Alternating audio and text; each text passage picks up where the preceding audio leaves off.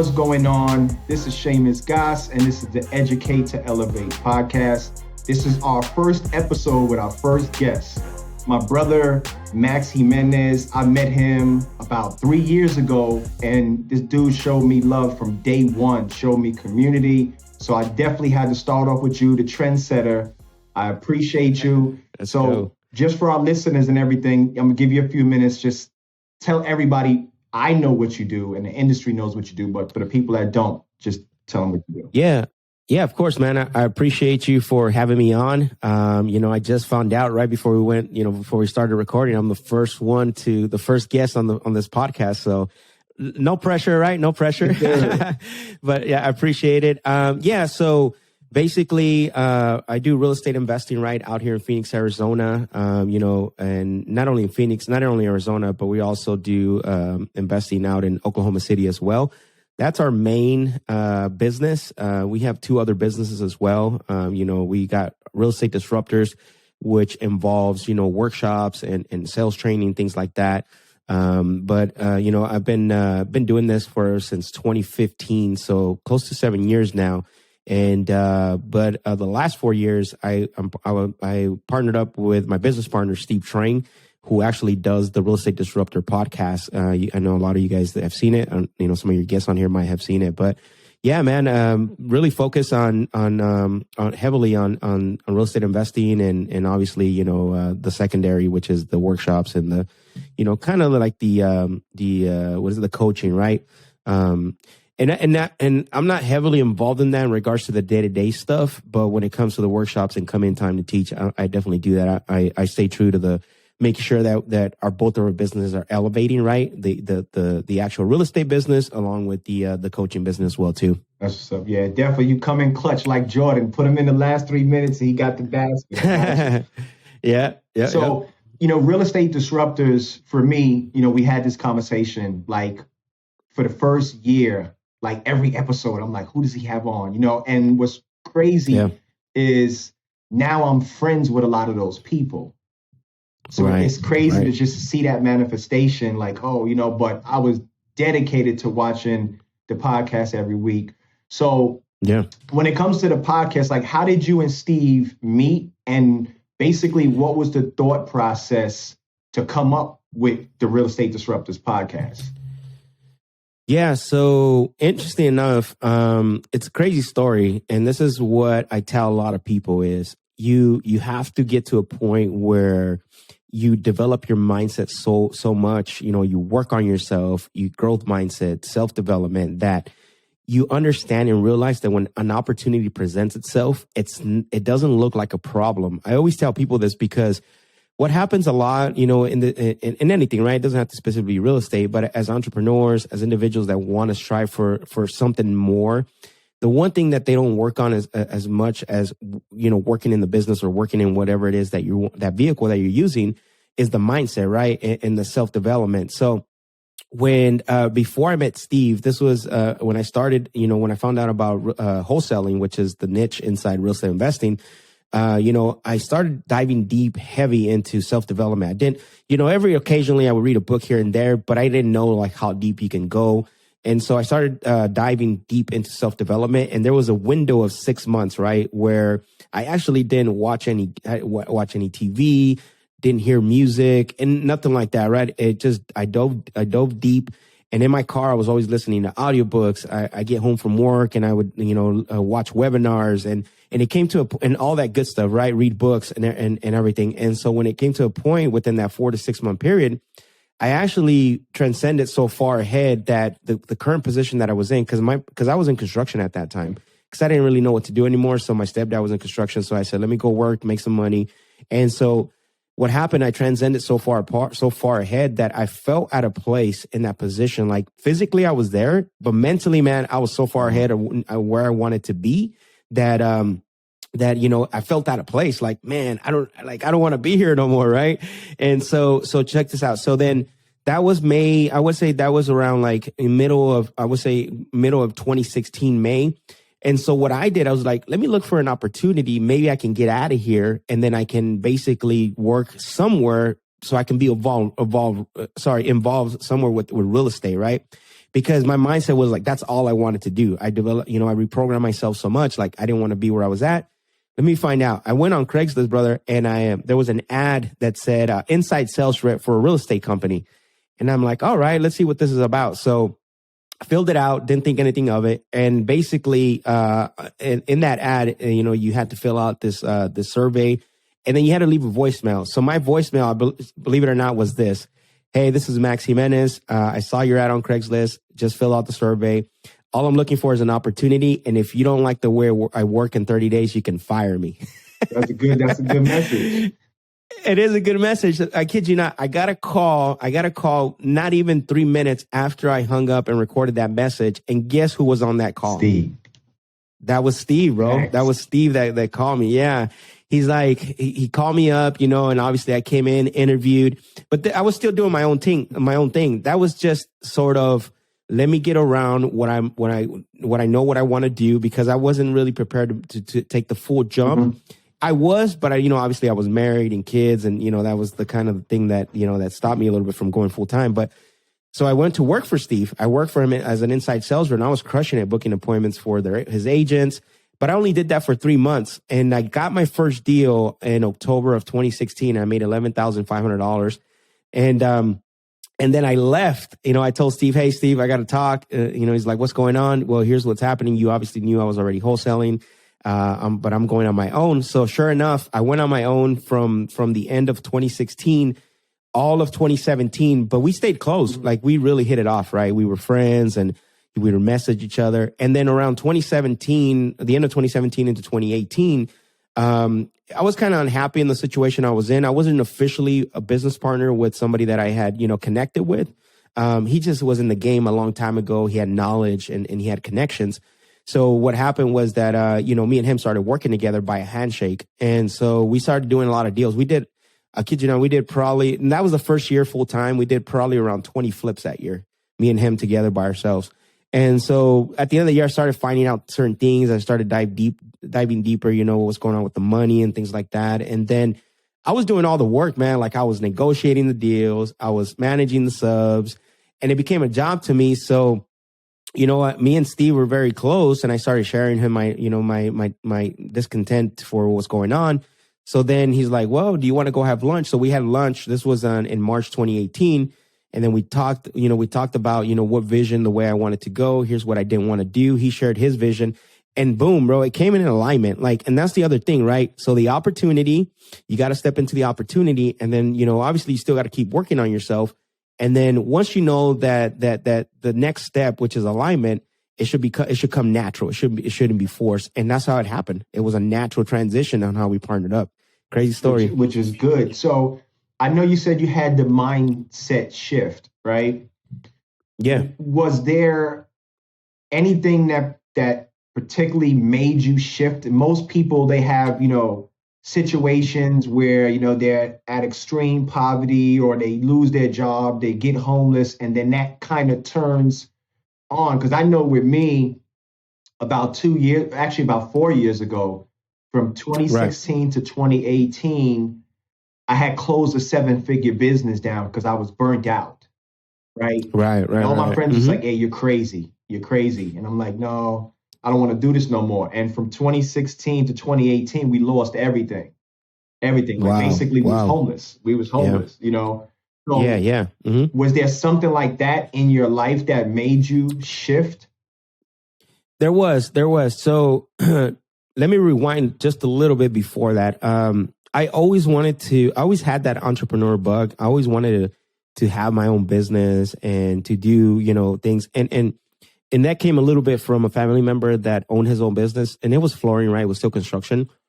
But then I met a gentleman named Randy Colton, and basically, he showed me another world of entrepreneurship, right? Where you can own your own business, don't have to work in your business, things like that. I just didn't have a lot of direction. But at that specific point, I was really tired of struggling financially, bro. I knew that even though I was getting paid good money, for me, I always wanted to have that freedom, right? Because as growing up, bro, I grew up super poor, right? We didn't have any money. We didn't, the thing was like, I was going to high school. That's one thing that, I can get away with my wife. Like when I want shoes, bro, I'll go out and buy shoes, right? Like no questions asked. Like, it's like whatever you want. And the reason why, because when I was in high school, bro, I would go to high school with ripped shoes, bro. Like I literally, and that's one thing that I share with my wife. Like, and so growing up, we didn't have anything, man, like super poor. And so I'm like, man, and as I started getting older, I'm like, I don't want to have that same path. I wanted to have some freedom. So at that specific point where I did that mind shift, even though I had a really good job and it was paying me, but it just wasn't fulfilling. And it wasn't, and I knew that it wasn't going to give me the freedom. And I just got tired of struggling financially, right? Having to worry about, where's that next, where's that next payment going to come for this, come for that. And that's kind of where I was at in life, right? I've been working, man, since I was 16, bro. I mean, my cousin pulled me out of high school. He's like, you guys, me and my older cousin, we were like brothers growing up. And he's like, hey, you guys are not doing anything. I'm going to get you guys out of high school. Let's go. So I've been working, bro, since I was 16. And so at that specific point in time when I was working on my mind, that's kind of was a driving point. Like, I got to do something better. Yeah. I don't want to, get to my 50s and 60s and 70s and like still work or have to worry about certain things. Like, I gotta go and try to figure this out. And I didn't know what it was, right? That's the part where most people and the vehicle, right? Most people struggle to figure out what that vehicle is. And I found out about real estate and I'm like, man, this is the vehicle I'm gonna run with. Yeah, right. And it's funny that you say that about working, because it was about 2 or 3 years ago, my older sister, she called me and she's like, Shamus, I'm sorry. I'm like, sorry for what? Wow. She said, all the years I told you that you needed to get a real job and your business wasn't going to work. She's like, I'm almost 60 years old now and I can't even pay my bills. Wow. Jeez. So, yeah, man. And same thing with me. I grew up like my first little job basically was in my neighborhood running to the stores for the hustlers. And my mother's like, where are you getting $10 from? And I used to buy candy and sell it in school. So like I've been an entrepreneur my whole life. And I think that kind of creates a habit. It creates a habit, and a sense of urgency. And then I also believe that as an entrepreneur and as a father, that it's your responsibility to change the trajectory for your family. 100%, man. Of course, 100%. So with like you building a legacy and everything, where do you see your legacy like 10 years from now, 20 years from now? What's some of like your goals that you want to accomplish? Yeah, one thing that one of my goals anyways, right? It's always been, it's kind of like a lifetime goal for me. And it can also be included in that tenure is I want to be impactful, right? I think, Gary Harper, who's a business consultant came out and said, and this might be a little morbid, right? Like, what do you want to say in your tombstone, man? And so, and kind of thought about that for a little bit, like, purposeful, right? Intentional and a good person, right? And he's like, okay, what does each of those things mean, right? Well, being purposeful is also fulfilling my purpose. And one of the things for me is being impactful to other people, man. Because, where we come from, and you can probably relate to this, is the biggest difference in the gap, the bridge bridges the gap is that information, right? And so that's what I want to do. That's my purpose in life, I believe. And I'm using that platform for that, is to give that information to bridge that gap, because that's all it is, man, is information. And so, if I can get to a point where 10 years from now, where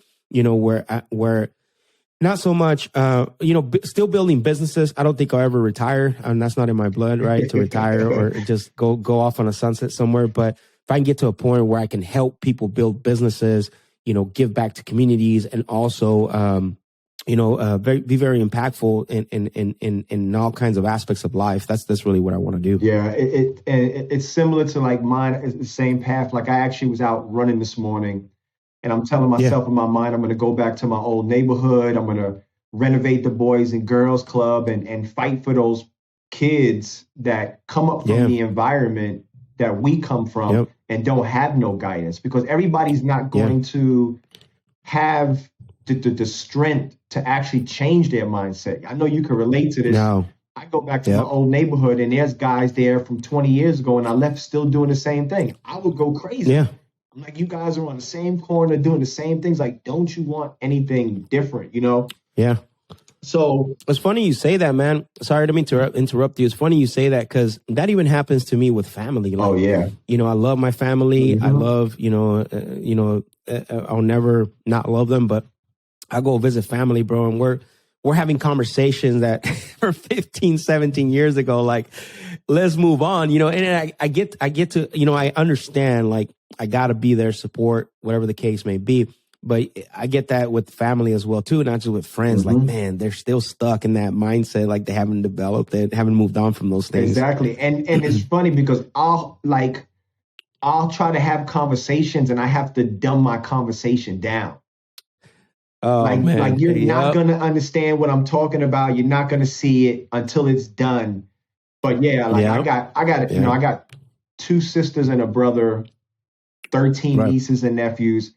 And it's one thing I noticed is that nobody is breaking that cycle.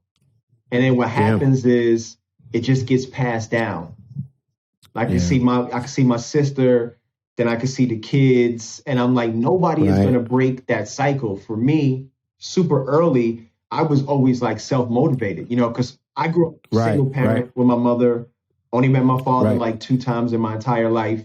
And I basically from 9 years old, I had to take care of my mother. So I was responsible from a very, very early age, and this is funny. Yeah. So I went about 3 months ago, actually about 6 months ago, and I got my practitioner's license in NLP. Right. Mm-hmm. Okay. And one thing I noticed is I'm harder on men than women. Like my daughter can do something and I'm like, it's okay. But if one of my sons do it, I snap. And then I realized that me not having my father in my life and him not doing what he's supposed to do. I mean, he passed away. I forgive him and everything. But it made me, hold like anger against any man not doing what he's supposed to do as a man. Yeah. Man, that's powerful, bro. Because, I've struggled with that too, and I've never been able to put that together. And you just that's very powerful right there, because I have similar tendencies too, right? Because I think because of that exact same reason, and that's very powerful that you talk about that, man. Yeah, I definitely it didn't click until I was there, and I was like, that's the reason why I'm hard. Man, I'm not giving you no slack. A woman, I'm like, it's okay, I got it, because I respect my mother, and I grew up. I've been with my wife 33 years. We've been together since we was 15, 14 years old, so. Man, that's awesome, bro. You hardly see that too. So my wife and I have been together, it's going to be 22 years, bro. Nice. Since I was 19. Yeah, since I was 19. So you definitely don't see 18, that. Actually. You definitely don't see that. They don't. No. So not at all. Is there something that you wish you knew before you started your journey in real estate that you know now? Yeah, interesting enough, something I didn't do when I first started, and I wish I would have known this, right?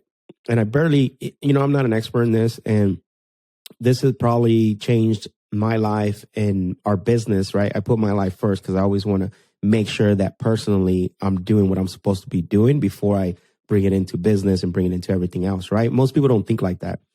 And so one of the things that I didn't do, and I wish I would have done a lot more, is network, man. Reach out to people.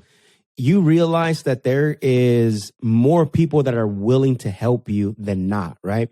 Now it's unfortunate. There's people that you got the bad apples and stuff. But if you really dig deep and you start to look for those things that you want to change in your life, and you start to attract them, the right persons are going to start to pop up. And that's something that I didn't do, man. For my first, 2 years, 3 years, I didn't network enough. I didn't reach out to people enough. I was kind of in my own lane, kind of with my head down.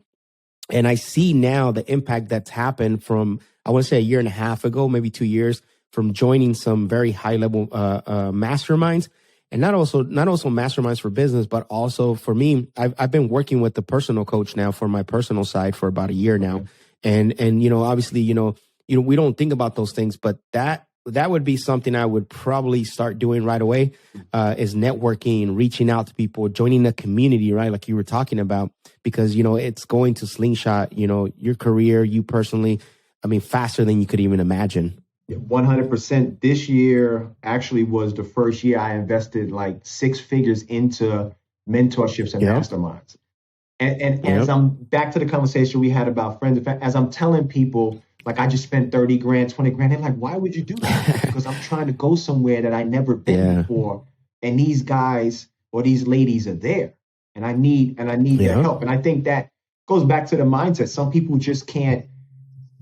What a lot of individuals don't understand is that the best investment you're going to make is in yourself. You're your most valuable asset. And I learned that years ago. I sat down with Damon John because I tried to get on Shark Tank. One of my friends was his roommates, and he was telling me, he was like, your brand is the most important thing that you can invest in, right? You're going to be able to, build a brand. And look at Gary Vee. For Gary Vee to come out and talk is $155,000 for 30 minutes. Yeah, that's crazy, man. Like, I just need 3 or 4 of those a month, and I'm on an island somewhere. You mean I got to put in 3 hours, and I do that? So that's crazy. Exactly. What's one of your biggest failures that you had, and how did you, what did you learn from it, and like, how did that kind of shape you? I think personally, obviously, I don't know if we're talking personally or business, but I can share with you business wise. I want to say we had a really good team back in 2019, a very solid team, right? And what happened was I don't think I was investing in them enough, right? And what I mean by that is that I wasn't really being intentional in regards to like, what were their goals? What's your purpose? What is the intentionality? And so we ended up losing them. Like, they ended up leaving. Now, you might say like, well, a lot of people leave anyways, right? But maybe they could have stayed longer if I would have helped them, develop those things. And I don't know if that's a biggest failure, because I can't really think of something, because everything for me is always, I don't look at it as a failure per se. I always look at it as a lesson, right? Sure. And as far as something that's impacted me and at a stage where I would say, man, that was a major failure, I don't, that's the earliest thing that I can recall, or the latest one. So we've definitely, but I did learn from that. We changed that now. We pour into our guys. We create a culture where, where you can't just be some guy off the street and expect to come on. Like, you can, but you got to have these certain traits and these certain core values, these certain things in order for you to work with us. We're not just taking anyone just because you can make calls. Does it make sense? It does. And I kind of look at things the exact same way. I always say you either learn or you win, because you got people out and invest $200,000 to go to college and then don't even get a degree. Yep. I mean, get a degree or don't even get a job in that industry. I would have rather taken the $200,000 and invested it into a business, and the landscape of education has changed drastically. Like, 100%. If you're going to school, like I was talking to somebody the other day and I was telling them, I said, you can run a business and you don't have to know every part of the business. If you make good money, you can hire people that can execute and do the things that you're weak at. You're supposed to hire to your weaknesses, right? Exactly. So it's definitely, I completely understand that. Let's talk about that. I'll share with you really quick on that note. Two of our team members, again, me being a high school dropout, going to work with my cousin, right, construction for 4 or 5 years. So one of our team members, which is our TC, and also she does a lot of our she assists me with a lot of things, right? Basically executive assistant. She's graduated from ASU, bro. So she's which is a state university here in Arizona.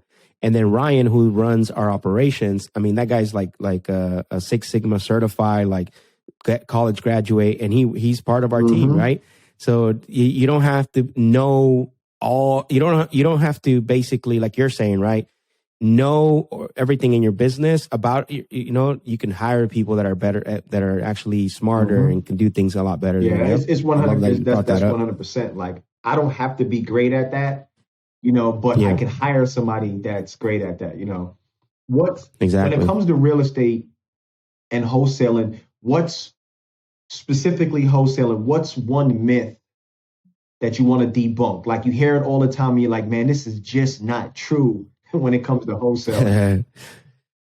I can talk about two things. The first thing is that you need to have a real estate license. I don't know why that always comes up, man. I don't know who teaches that. I don't know who talks about that, but it's been ongoing, man, even since when I started. that you need to have a real estate license. And the second thing is, it goes in hand in hand with that, is that it's illegal, right? Yeah. That wholesaling is illegal. There's no way that you could, make money off a property that doesn't belong to you, even if, because you're not representing, because you're not a real estate agent, right? And the thing, I think it comes down to who you learn from as well, too, right? 100%. That's huge because, but those are the two biggest things that I always see, is that, I guess the third one you can throw in there if you want. I mean, you don't need a lot of money to start either, man. That's huge, because a lot of people think, wait till I get this much money for me to invest. Wholesaling is a great way to get your foot in the door into the investment world, real estate investment world, because then that leads into rentals, that leads into apartments. And if you think about when you open up a Subway franchise, or Quizno, or whatever the case, right? Whatever franchise you want to open, you got to invest anywhere between $100,000 to $250,000 out the back, right? And with wholesaling, yeah, you might need some, I think your biggest investment is going to be time. Yeah, you might need some money for, for some bandit signs, things like that. But time is the biggest investment. So I gave 3. I know you asked for 1, but I think all those 3 go hand in hand. Because I hear them all the time, and I'm like, that's not true. But then even with like the real estate license, we know where that's coming from. They're trying to ban everything now because they realize like, hey, these wholesalers are making more money than we are, and they're doing less work. That's funny. Yep. Is there something that you read or listened to like over the last 6 months that like inspired you? Is there a specific book? Yeah, I think there's a book when it comes, because we're big on leadership right now, right? And so we're moving into that realm. We actually hired, we're going through Navy SEAL leadership training right now. Wow. So it's very powerful. We had our first session 2 weeks ago, and we were just like, our jaw dropped, right? Like, this guy he profiled us. He knew we were like, like this guy was 200 missions. But there's a book called Leadership is Language. And it's actually really, really good because it teaches you how to talk to, your team members. And you might be thinking like, well, I mean, how well do you need to speak with? And some people, what we don't think about, especially when we're talking to our team members, is it's not the message you're trying to deliver. It's how you're delivering the message. Sure. Does that make sense? Like, because what happens a lot of times, they might hear it a certain way. So instead of like telling them to do something, you ask them, right? What do you think about this? What's your input on this? What do you think we should do? Right? Instead of me coming saying, hey, here's what I think that you need to change this on. Here's my input on it. And here's what I want you to do on this. See, there's a big difference on that, right? Difference, yeah. So a huge difference, right? The mindset works a little different. The receptiveness on the latter one is not going to be as high compared to the first part. So that book has really taught me, to make sure that when I communicate, make sure that when I talk to them, that I'm being very intentional and make sure they all understand what's going on. Yeah, I'm definitely gonna pick that one up. I'm gonna have to get that information on that Navy SEAL stuff, because I had told my daughter she's military. She's a National Guard, a medic. Okay. And I'm like, man, I want to train like the Navy SEALs. And I remember reading the David Goggins book. He failed the test like 2 times and went back and finally passed it the 3rd time. I was like, damn, that's crazy. Yeah, that book, what is it called? Living with the SEAL. That book, I don't know if you ever read it, but with Jesse Itzler. Okay. That's how Goggins became famous. Yeah. That book has the whole story about how David Goggins came about. He actually hired him. It's a really good book. And that's where Goggins' story started to come out and stuff. Like, he hired him to train him for 30 days. Well, what's crazy is and I think we spoke about this before we even got started, was it takes ultimate discipline. Like, that's what it takes for those guys that are going through Navy SEAL training and doing things like that.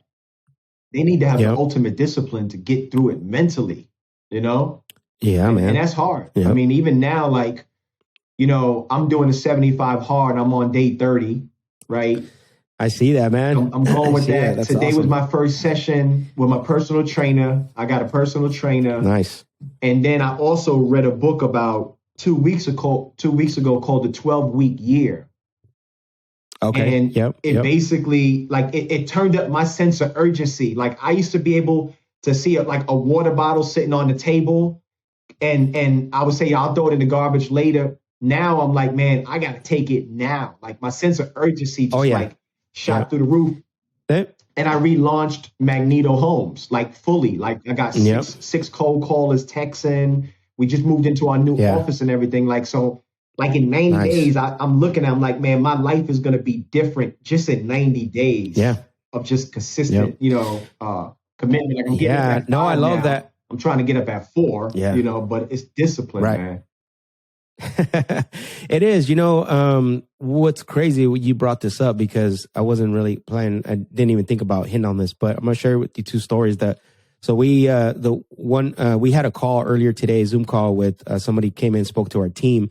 And what he said was that, right? Like the intentionality of doing something has to be there, right? Not just, obviously you obviously need to imagine it, right? And put yourself, think where you're at, what position you want to be in. But then you got to be intentional and put the action behind it, right? So that way it can make it happen. But I want to share with you a story on the first session on the Navy SEALs, because this hits on what you're saying. He says that after he did like 200 missions, right? And what he said was when he came out into the civilian world, right? Because that's what they call it, the civilian world, which is us here. He said that he couldn't believe how much he was very like, there was transition, man, for him. It took a long time because of that, the undisciplined, what is it called? Traits and things from people. And he shared a story. He goes, we were doing an open house. He goes with my wife and, or they were doing, it was an open house. And he asked somebody that was working with them or with, for them. I can't remember exactly. He goes, can you throw that trash out today? And then you brought up the water bottle, right? And so he goes, and the guy told him, yeah, I'll throw it out. Shows up the next day in the morning. And guess what? The trash is still there, bro. Yeah. I know that made his blood boil. Oh, dude, he said he was lit. He said he grabbed the trash. He called the guy and like everything. But here's where he was coming from. He goes, the one difference that I see, obviously in the Navy SEALs is that, or any type of military, what you're serving in is, it's a life and death situation, man. Like anything that you do wrong, like he goes, we're diagnosing like how many, up to 45 to 50 ways on how things can go wrong. He goes, on any given mission, on any given task, he says. So he goes, I'll give you an example. He goes, when we used to parachute, he goes, on the boots, right? You wear Timberlands, man. Come on. The boots, they got the hook, right? They got the hook, right? For your laces. Yes, he goes, just by not putting a 5-inch, not a 5-inch, a little square of tape on that hook. He goes, when you jump, he goes, and you run into your partner, he goes, into your teammate, you're going to hook his, if you don't have the tape, there's a possibility that you're going to hook, he goes, that parachute, and both of you guys are going to fall to your death. Wow. He goes, something so simple as putting tape. He goes, so going back to your example about the water bottle, right? People don't look at things like that, right? Life and death situations, because they're not there. But if you start, us, as we're trying to strive to be better, if you start thinking that way, discipline, right? Mm-hmm. Going back to what you were saying, you just said it, right? In 90 days, I know I'm going to be way out here because of what we're doing and the discipline we're having. Mm-hmm. But that was a crazy story, man. Just like, he goes, those little things that you don't do are going to, it's a life and death situation. Yeah, and when you're definitely in the position that it is a life and death situation, it trains you for everything else, right? It trains you for everything else. Like you said, it could be little things, and you just like, and I could understand the time that it takes to debunk, because even, I talk to people and we'll talk about, I was having this conversation with somebody and they was like, they're tired of their job. And I'm like, well, how many hours a week do you work? They was like 40. I said, you do realize that you got another 120 hours during the week. What are you doing with the 120 hours? He was like, what do you mean? I'm like, what are you doing? I'm like, even if you slept 8 hours a day and you worked 40 hours a week, you still got 80 hours. Like to be good at something, you not being there is you just not putting forth the effort to get there. Right. I don't want to hear you. Yeah, they're not hurting enough. Son the other day, I said, how many hours a day do you sleep? He said 8. I said, you do know that you sleep a quarter of the year. You know what I'm saying? I mean, a third of the year. Yeah. He's like, no, I don't. I'm like 8 hours, 24/3. You hibernate like a bear. So, he's like, I was like, listen, like you sleep a third of the year. Like, what could you be doing? Yep. You know, I wear this Aura ring. I just got this Aura ring. Yep.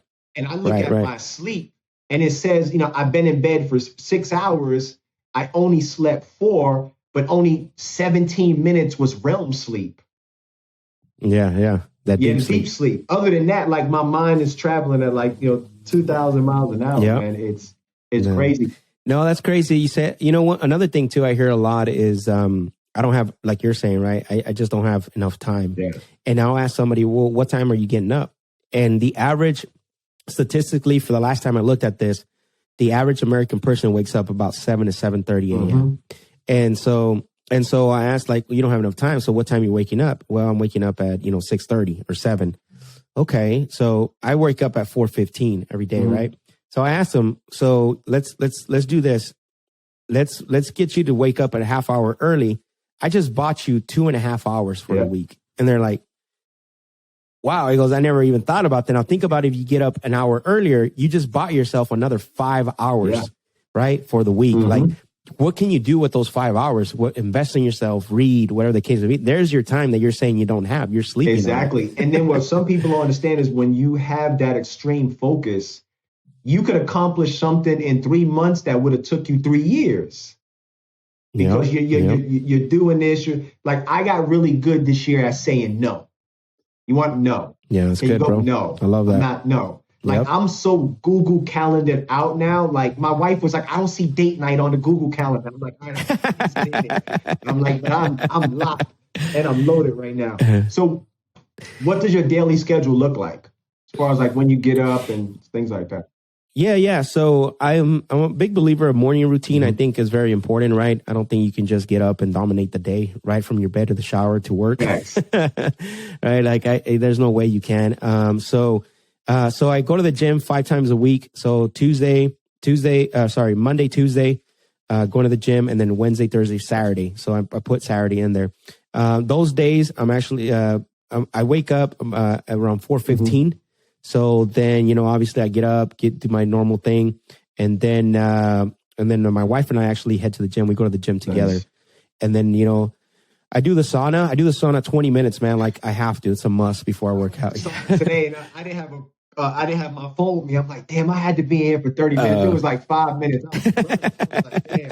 Because my trainer was like, go sit in the sauna. I got in there and I was just like, damn, this is hot. When I was in Cali, it's a build up, brother. My guy in Cali has one in his house. And he's in there with dumbbells and everything. I'm like, yo, I need air, man. I need air. Yeah, no, it's definitely a buildup, man. I think when I first got started, I was only doing 5 minutes, and then I ended up going to 10 minutes, and then 15, and then right now standard is 20 minutes. Like I won't do anything less than that. I'm gonna work my way. Next time we talk, I'm like, yo, 20 minutes in, I got you. Yeah. And then I work out, and then I do the steam room right after. So I'm doing both, the sauna and steam room. And then in the steam room, I do Wim Hof. So I don't know so the breathing technique, I do anywhere between 3 or 4 rounds. And then when I get back home and I just I'll do some reading. I'll do my top 3 for the day. So by 8:00, bro, I probably have done most than what anybody could be able to do in a whole day by 8:00. Yeah. Sometimes it feels like, man, I feel like it's been 2 days, man. So exactly. It's like 3:00, 4:00 in the afternoon. And I'm like, what time did I get up? Like, I've done so much today. I feel like I've done 2 days worth. But when you operate like that and that becomes standard, like you just see your growth. Like 100%. You see your growth. I do the Wim Hof too. I do the cold showers. Have you ever tried cryotherapy? I have not. I know people who are doing it. What do you think about it? I love it because I had some lower back issues, right? And I started going to the chiropractor like 2 or 3 times a week, and I was like it was swollen, right? Started going to the cryotherapy. So now me and my wife faithfully every Saturday we go to a place near us, and we're up to like level 3 now, where it's like negative 155 degrees. So we're in there listening to Drake, Too Sexy. We got to dance. I'm like, yo, it's cold. You got ice on your eyebrows, on your nose hair, your ears, like everything. Oh, man. It definitely helps. How often can you do that, by the way? How often can you do that? You said what?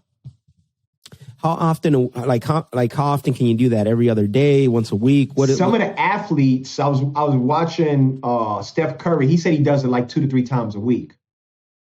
Oh, okay. We do it one. We're gonna wake it up because we also do at the same facility. It's like a leg compression where they put your legs in like these long sleeves and it tracks and everything and stuff like that. So we're on that. I'm a hot shower and hot bath. Like I take a hot bath. My wife can't even put a foot in it because I come out half red. When I take a shower, I do like the last 30 seconds, an hour of the cold. Actually, Wim Hof. Yeah. I was looking at it. He has a retreat that's over at his event. I mean, at his facility. And I was like, man, that's on my goal is to get there with him. Yeah. And another person that I got on my list to either be mentored. I think that's in Poland, right?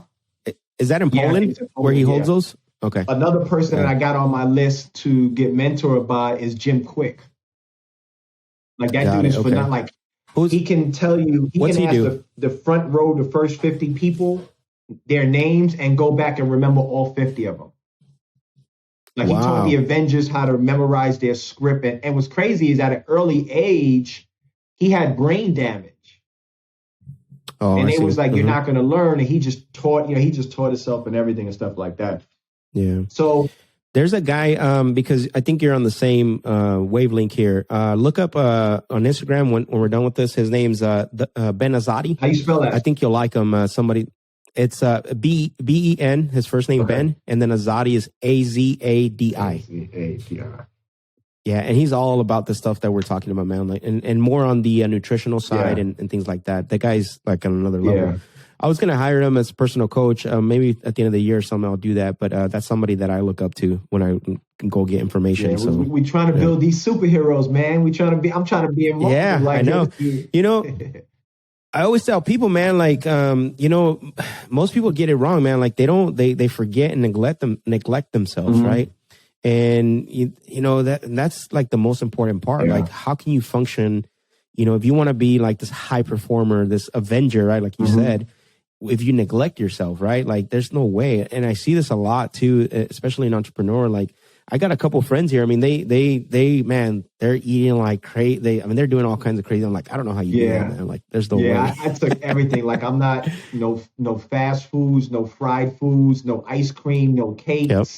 I removed it all. Right. I really want to try to get on an alkaline diet. That's my goal.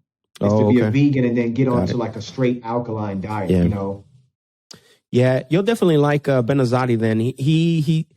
So he's huge on keto, but he's not like a guy that says, hey, if you don't do keto, you're wrong. That's his foundation, right? To everything. Like that's his foundation. But then he brings all these experts in and he's got every other month I'm part of his program. I don't have him as a personal coach, but I'm part of his program.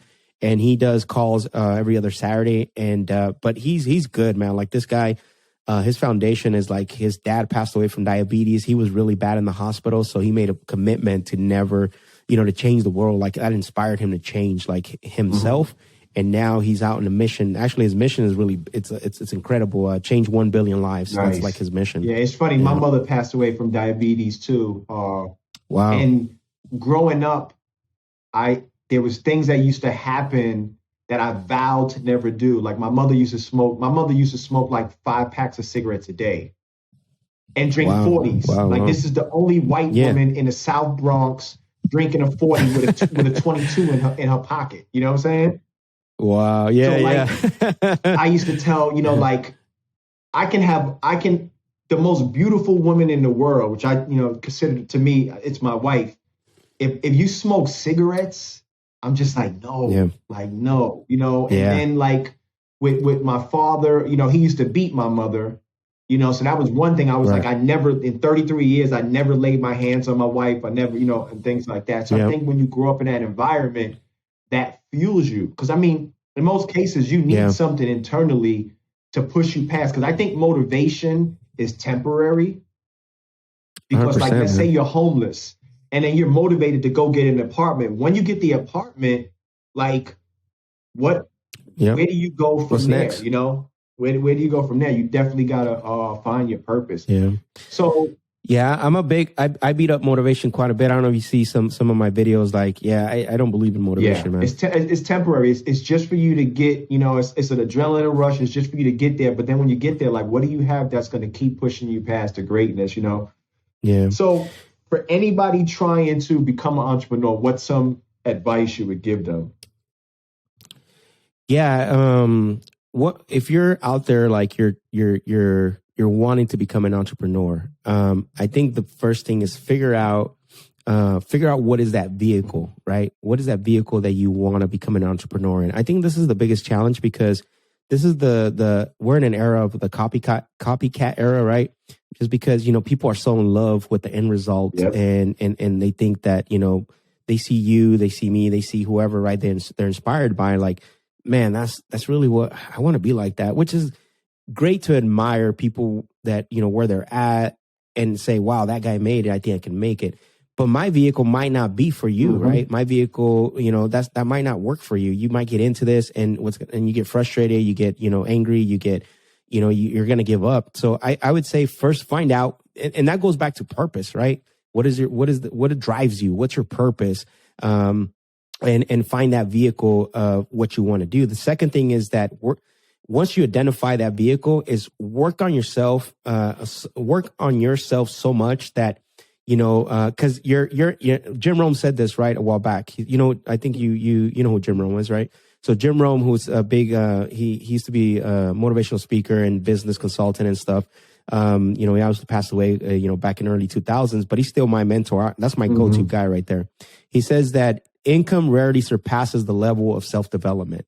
So you're never going to surpass the level of income if you don't, you're never going to surpass like a certain level of income if your level of self-development is really low, right?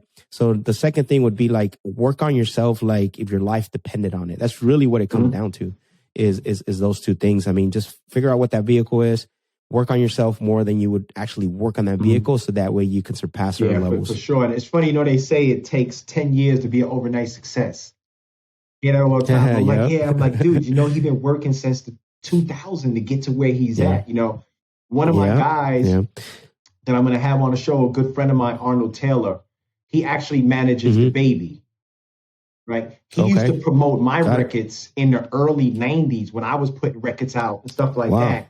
He was promoting my records, and it wasn't up till about 3 or 4 years ago that he developed the baby and his career took off. But he put 20 years in, like 2 decades, and this guy worked hard, man. So I definitely understand. Yeah, like I've heard someone say this a while back, because like I used to be like, I still help people. Like people direct message me, they'll ask me mm-hmm. questions.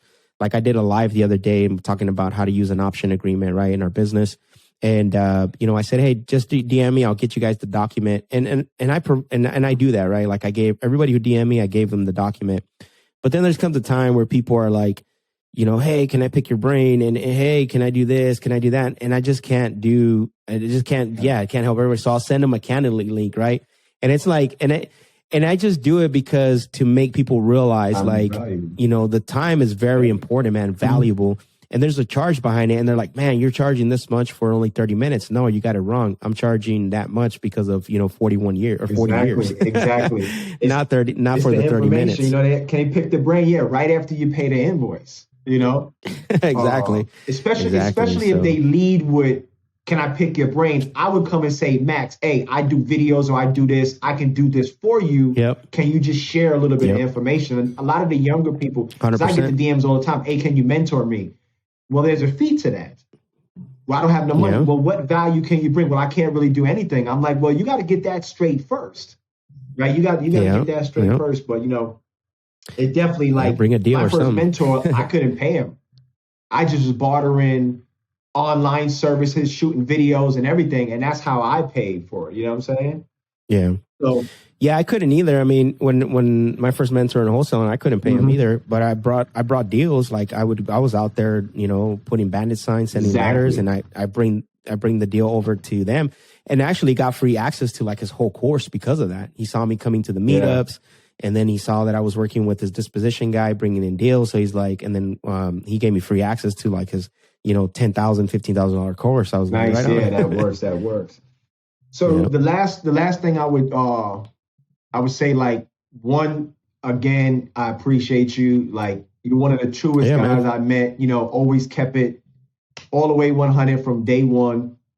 So for all the listeners and everything out there, tell them where they can find you at online, all your social media, any workshops you got coming up. Just let them know everything. Yeah, no problem. The best place where you can reach me at is on Instagram at Real Max Jimenez. The second thing is that I'm on YouTube as well as Max Jimenez. We're really appreciative. You guys go subscribe. I'm going to be starting to drop this year. That's my main focus, is dropping massive content. And then also, you can go to our website, which is realestatedisruptors.com/Max, realestatedisruptors.com/Max.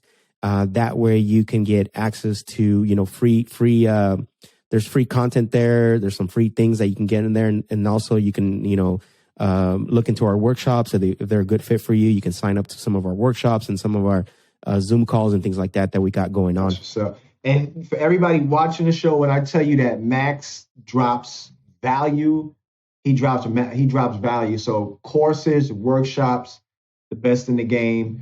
What I'll do too is I'll make sure I'll put all of the links under the description so everybody can find you. And once again, Max, my first guest, it's officially done. We did 50 minutes. I appreciate you, my brother. Stay blessed. Yeah, of course, man. Have a good day, man. Likewise, man. Thank you for having me. Really true honor to be the first guest. Thank you.